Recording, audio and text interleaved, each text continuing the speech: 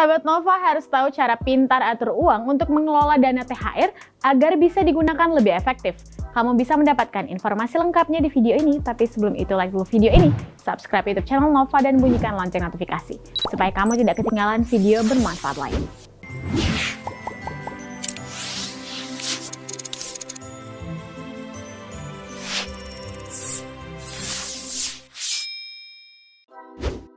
Nuansa Lebaran tahun ini mungkin akan berbeda dari Lebaran-Lebaran sebelumnya, karena pada tahun ini kita masih merayakan Lebaran di masa-masa pandemi seperti sekarang ini.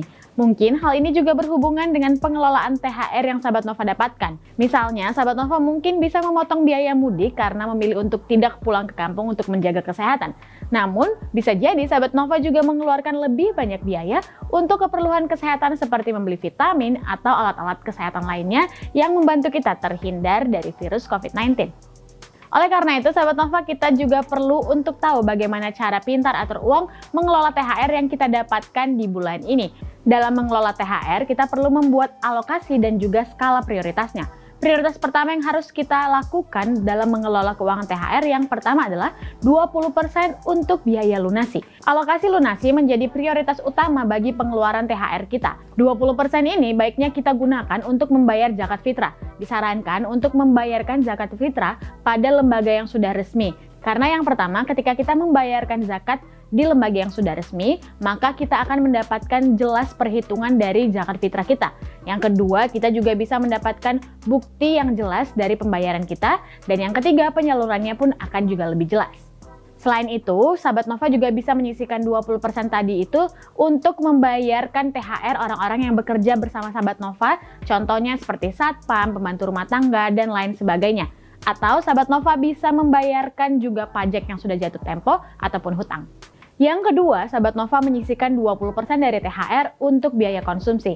Nah, ini yang sering kali salah Sahabat Nova. Ketika kita mendapatkan uang THR, seringkali kita berpikir bahwa uang tersebut bisa kita gunakan untuk berbelanja apa saja yang akhirnya malah membuat uang THR kita tidak terkelola dengan baik.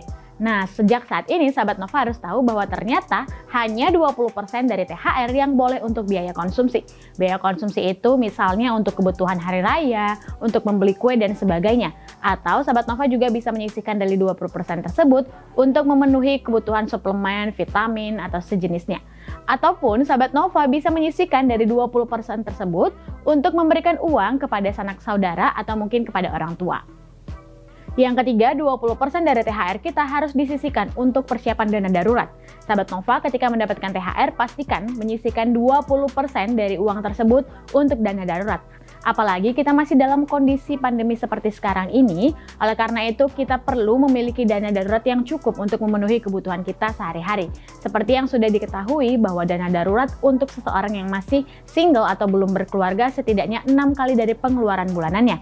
Sedangkan untuk Sahabat Nova yang sudah berkeluarga, ada baiknya memenuhi 12 kali dari pengeluaran bulanan Sahabat Nova. Yang keempat, 20% dari uang THR kita juga baiknya kita sisihkan untuk berinvestasi.